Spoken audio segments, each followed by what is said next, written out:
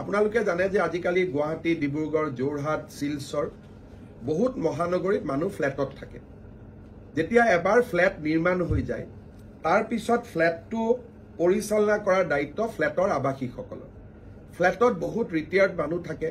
যেতিয়া ফ্লেটবোৰত কেতিয়াবা ট্ৰান্সফৰ্মাৰ নোহোৱা হৈ যায়, কেতিয়াবা পানীৰ ডিপ টিউবৱেল বনাব লাগে, বা কেতিয়াবা ফ্লেটটোক মেৰামতি কৰিব লাগে, বিল্ডাৰজনেতো মেৰামতি নকৰে, বিল্ডাৰজনে তেওঁলোকক দি থৈ গুচি গ'ল, ৰাইজে কষ্ট পায়।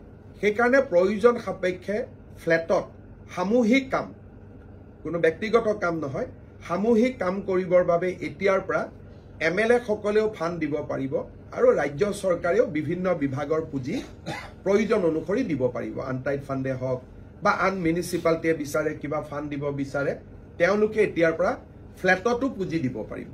আগতে আমি গাঁৱত দিওঁ, নামঘৰত দিওঁ, মন্দিৰত দিওঁ, ৰাস্তাত দিওঁ, কিন্তু ফ্লেটত আমি কোনো সহায় নকৰোঁ। এতিয়া আমি ফ্লেটত সহায় কৰিব পাৰিম। দুটা কণ্ডিশ্যন: ফ্লেটটো বিল্ডাৰৰ অধীনত থাকিব নালাগিব, ফ্লেটটো ছ'চাইটিৰ অধীনত থাকিব লাগিব।